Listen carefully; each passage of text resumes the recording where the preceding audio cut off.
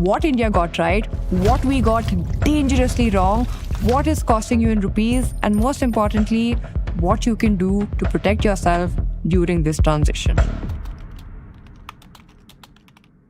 Okay, quick recap of the story until now. Now, some of you might already know some of this, some of you may not, but let's get you all on the same page. This bit is important, so stay with me, okay? Now, this problem India is trying to solve is old and brutal. India imports about 85% of its crude oil.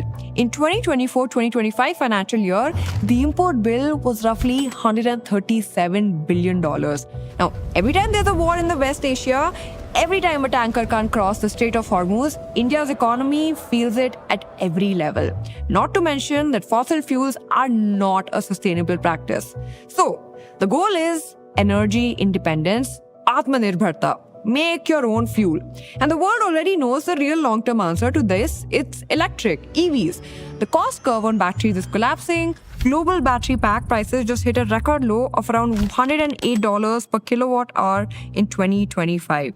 Running an EV in India costs roughly 1 to 1.5 rupees per kilometer versus 6 plus for a petrol car. But unfortunately, you cannot electrify 260 million two-wheelers overnight. You cannot rebuild a country's entire fuel infrastructure in 5 years. That transition takes decades. And it is to bridge that transition that the ethanol revolution started to take shape in India since the early 2000s.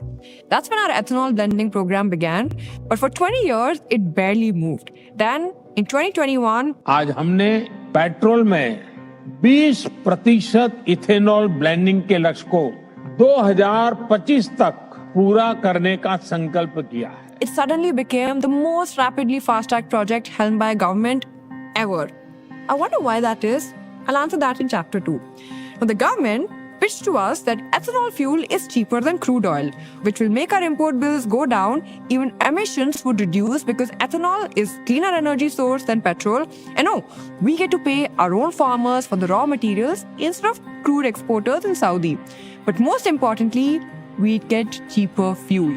Such were the promises made by the government. अब सब गाड़ियां किसानों ने तैयार किए हुए ethanol पर चलेगी. 60% इथेनॉल, 40% बिजली, उसका अगर एवरेज पकड़ा जाएगा तो 15 रुपए लीटर पेट्रोल का भाव होगा, जनता का भला होगा. So, how many of those actually came true and what did it secretly cost us?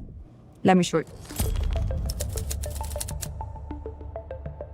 By June 2026, our petroleum minister laid out the official scorecard.